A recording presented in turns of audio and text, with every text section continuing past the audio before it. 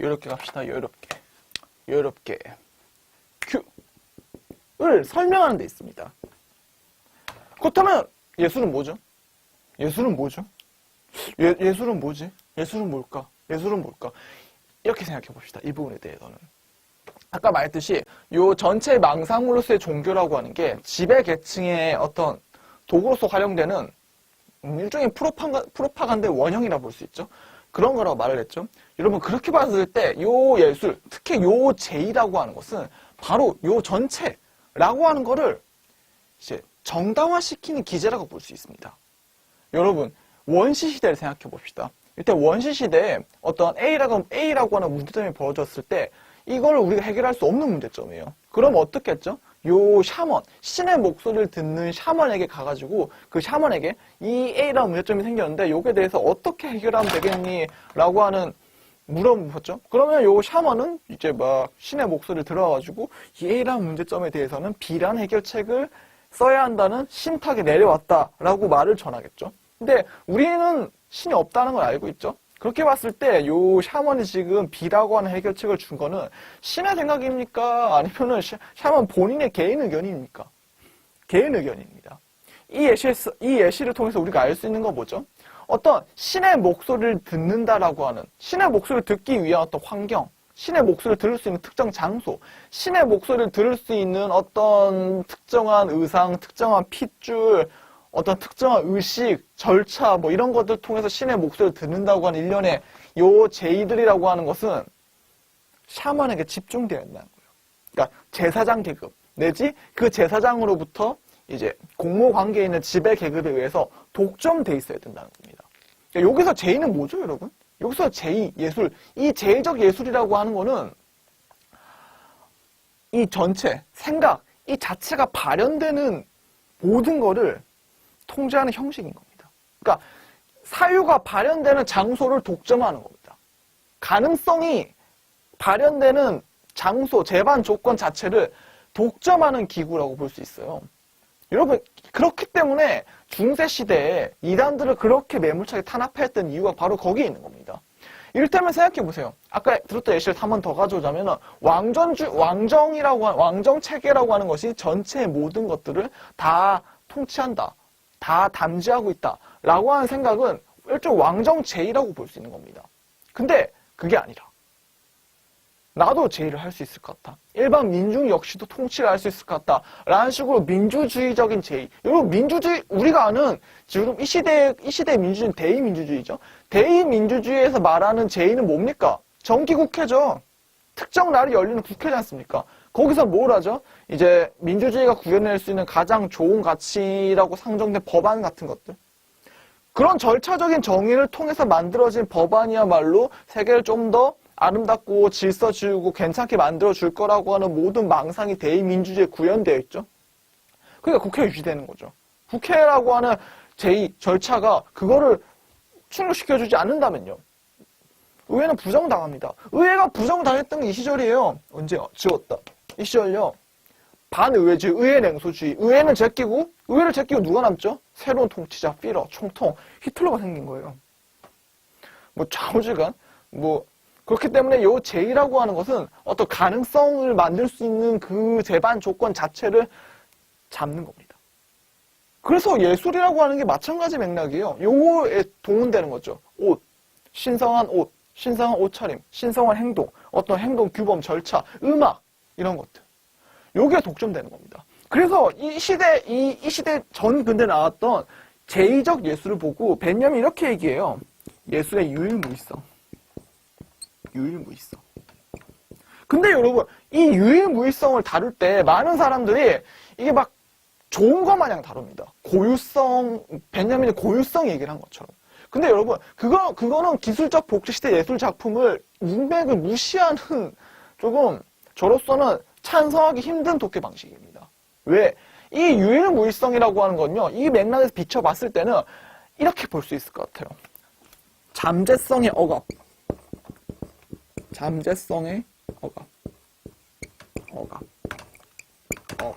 글씨가 잘 안 적히네요.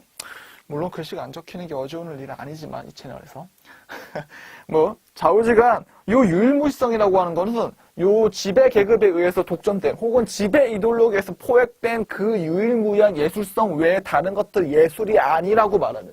따라서 예술이 아니기 때문에 그 예술에 대한 진보성이고 뭐고 따질 필요가 없는 바로 그러한 의미에서 유일무이성입니다. 독재적인 거죠.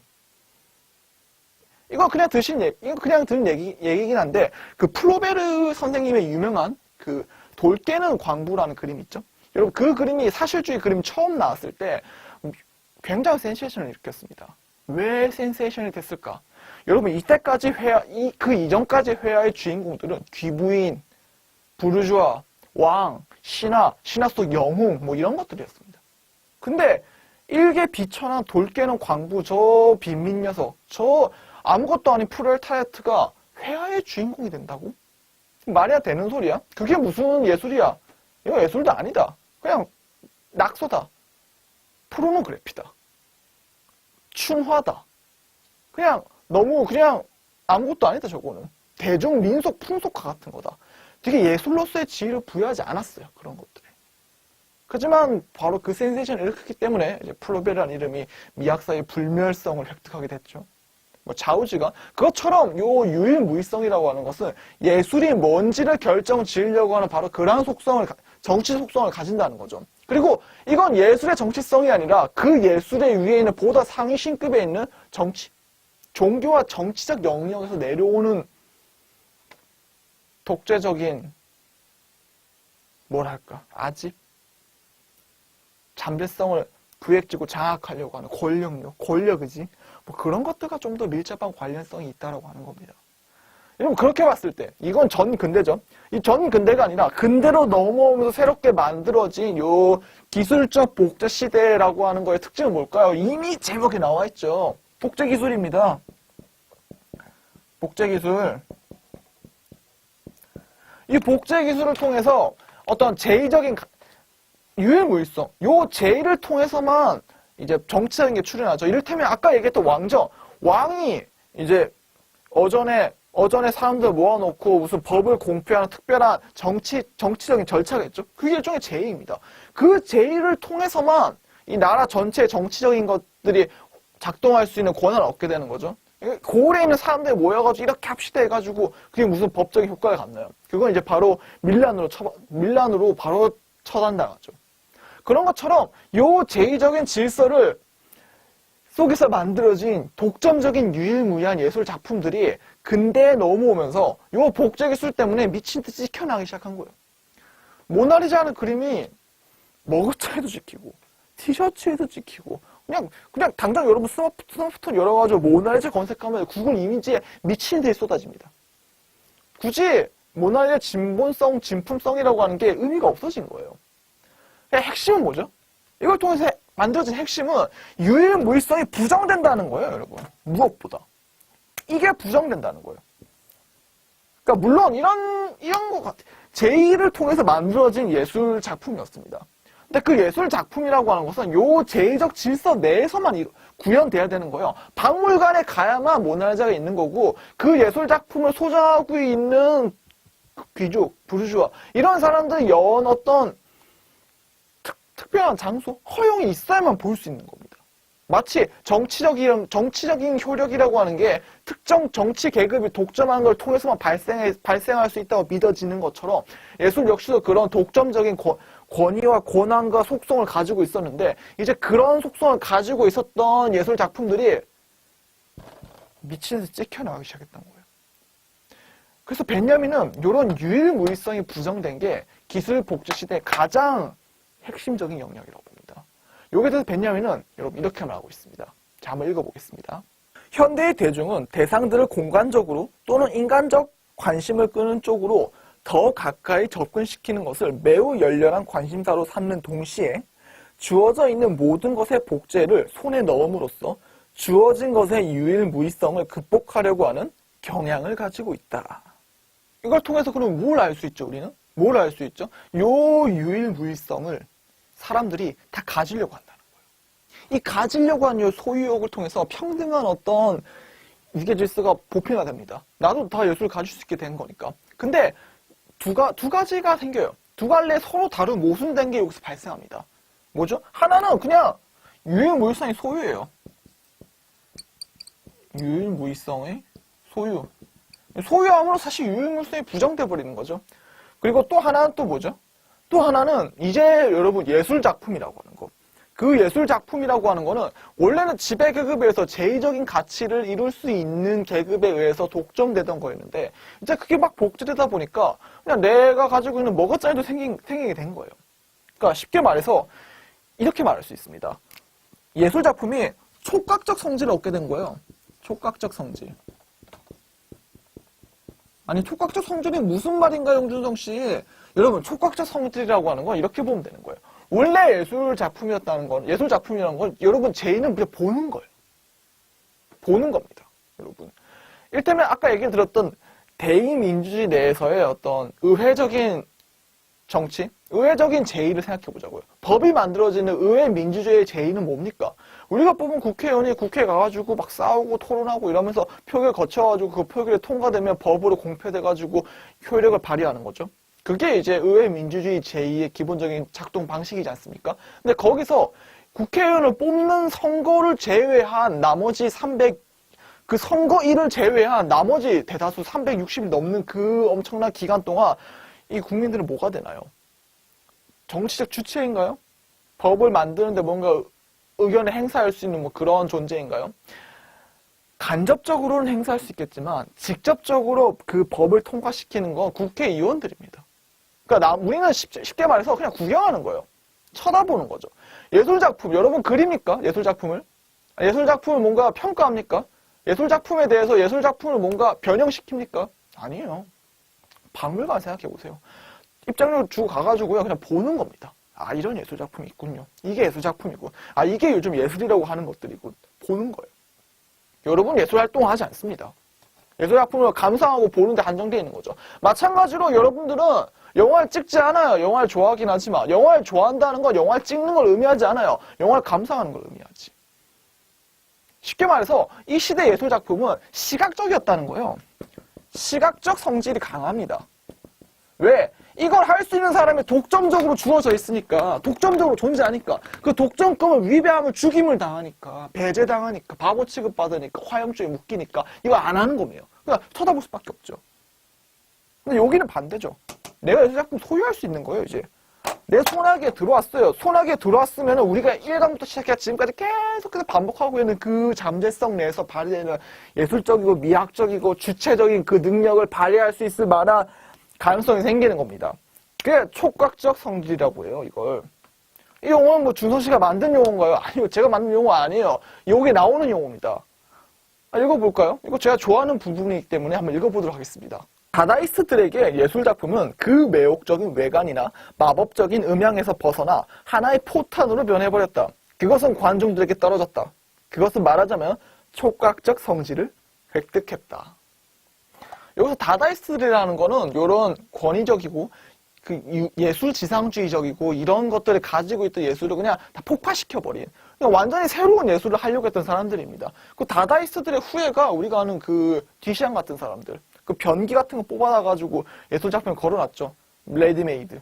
예술 같은 거 없다는 거예요. 그냥 누구나 다 예술할 수 있는 겁니다. 우리가 아는 앤디 워홀 그냥 막 찍어내죠. 그 유명인 사진 같은 것들. 그러니까 쉽게 말해서 예술이라고 하는 건 누구나 다 할 수 있는 거예요, 이제. 그 예술과 비예술의 경계가 허물어져 버린 겁니다. 촉각적 성질을 통해서. 그럼 우리가 할 건 뭐죠? 감상이 아니라 여러분들 직접 하는 거예요, 예술을. 아까 말했죠. 지금 제가 지금 정치적 의례를 마치 종교적이고 예술적인 것처럼 다루고 있죠. 여러분 구분되지 않습니다. 여러분이 정치 예술을 하고 싶으면요. 정치적인 유의미한 행위를 하시면 되는 거예요. 만약에 저 예술이라고 하는 게 잠재적인 것, 그러니까 이미 구획되어진 그 체계를 벗어나는 상상력들을 모두 의미하는 총괄적인 집합어로 정의된다면 정치 예술, 직접 민주주의, 여러분의 행동을 나서는 것, 그건 예술적 행위입니다. 정치 예술이죠, 그게. 그게 촉각적 성질입니다. 벤야민이 말했던. 그러면 근데 왜 이거를 그러면 준성 씨 이걸 1번이고 이걸 2번이라고 나눠서 규정했을까요? 왜 나눠서 규정했을까? 이건 지금 굉장히 좋죠. 좋은 얘기라고 했어요. 마치 이 모든 사람 주체가 된 것처럼. 근데 제가 서두에서 말했지만은 1935년이라는 시간대는 이게 발현되지 않았어요. 이게 발현되지 않았어요. 사람들 히틀러 뽑았고, 사람들 파시스트 전당대회 가고, 니른베르크 전당대회 같은 거 참여해가지고, 일렬로 쫙 도열해가지고, 하이 히틀러, 지크하이, 지크하이, 이런 거 외치면서, 광기어리게 미쳐가던 시대입니다. 베냐민은 이거를 기술 복지시 예술 작품에서 중점적으로 얘기했지만은, 이 얘기는 역사적으로 중점적이지 않았어요. 적어도 1930년대에는. 그럼, 부각됐던 건 뭐죠? 부각됐던 건 바로 이 부분입니다. 여러분, 지금까지 따로 맥락을 생각해 보자고요. 전체로서의 망상물, 종교, 그 종교가 가진 제의, 그 제의를 꾸며내는 어떤 형식적이고 이런 장치로서의 예술, 그 예술이 가지고 있던 시각성, 그 시각성이 가지고 있었던 유일무이성, 근데 그 유일무이성의 복제기술의 발음으로 인해서 모두에게 주어지는, 하지만 촉각적 성질을 가질 수 있겠지만은, 하지만 촉각적 성질을 갖기 이전에 복제된 건 뭡니까? 여러분, 복제된 건 모나리자예요. 모나리자 머그자, 모나리자 티셔츠, 모나리자 가방, 모나리자 이미지들. 복제된 거는 여러분의 주체성이나 잠재성이 아니에요. 복제된 거 엄밀히 말하자면은 이겁니다. 전통적으로 권위를 가졌던, 예술이라고 여겨졌던 것들이 그냥 복제 기술을 통해서 펼쳐진 거예요. 그러니까 쉽게 말해 이건 이런 걸 수 있는 겁니다. 원래는 어떤 왕이 어떤 개선식으로 무슨 365를 할 건 아니잖아요. 특별한 날에 하잖아요. 그 특별한 날에 개선식을 할 때만 출연했던 왕의 그 상징성이 요 복제 기술로 인해서 360을 출연할 수 있게 된 겁니다. 파시즘의 형태로. 아까 말했죠. 선전 기술. 요 프로파간다의 형태로 무한히 이게 만들어질 수, 일상세계로 그냥 너무 광범위하게 퍼질 수 있게 돼버린 거예요. 그러면 사람들이, 그럼 우리가 물어봐야 될 거는 노예근성입니다. 노예근성. 아까 말했죠. 요 제의. 요 말도 안 되는 요 제의라든지 왕정이라든지 전 근대적인 그런 억압적 기구 장치들을 따라갔던 이유가 뭐예요? 그걸 왜 사람들이 거기 왜 복종했습니까? 정치적 영향이 없으니까. 물론 반란은 벌어졌고 실제로 반란이 성공했기 때문에 지금 근대가 펼쳐진 거죠. 그것처럼 좋은 점도 있었지만은 대부분의 붕괴에서는 지배 질서에 복종하는 굴종적인 역사가 이어져 왔습니다. 사람들이 왜 좀 굴종했냐고요? 두 가지죠. 하나는 노예근성, 그러니까 역량이 부족했던 탓도 있겠지만 동시에 설득된 거예요. 제가 봤을 때. 물론 이거 둘은 다르지 않습니다. 역량이 부족하니까 이따위 말이 설득되는 거예요. 설득됐으니까 역량을 개발하지 않게 되는 겁니다. 그러니까 서로 막 주고받습니다. 그렇게 봤을 때 서로 상호적인 영향을 주고받지만은 좌우지간 결론은 똑같은 거예요. 이걸 받아들이는 겁니다. 그러면 이걸 받아들인 사람이 복제 기술을 통해서 예술 작품이 내 손아귀에 떨어졌다 해가지고 그거를 이건 촉각적 성질을 가지고 손에 잡히는 건 촉각적 성질이죠. 내가 예술을 소유하고 있어. 난 이걸 내 마음대로 변형해가지고 이제부터 주체가 되겠어 라고 하는 노예가 많이 없었다는 거예요. 대부분의 노예들은 특별한 날에만 볼 수 있는 그 예술 작품이 지금 내 손아귀에 왔다. 야, 이거는 뭐지? 참 대단하다 보면 볼수록 가까이서 보니까 더 좋아 보이네. 이걸 따라가야지. 파시즘이 반응하는 겁니다. 선전 기술에 의해. 그거 아세요, 여러분? 그럼 히틀러는 여러분 쿠데타로 집권한 게 아닙니다. 아돌프 히틀러는 92%에 이르는 경이로운 민주주의적 투표를 통해서 총통에 올라간 사람입니다. 모든 현행법을 정지시키는 총통, 그러니까 전시적으로 긴급조치에 해당하는 법이 발응한 뒤에도 거기에 대항하는 반란 같은 건 없었습니다. 반란은 언제 있었냐? 전쟁, 이렇게 또 2차 세계대전이 전운이 안 좋아질 때쯤 해가지고 군부 장성들에 대한 쿠데타 시도는 있었어요. 하지만 그게 아니라 일반 민중들에 대한 쿠데타 시도는 전무하다시피 했습니다. 왜? 실제 받아들였던 건 이거니까. 유일무이성의 소유로 인해서 그냥 노예근성이 강화된 거예요.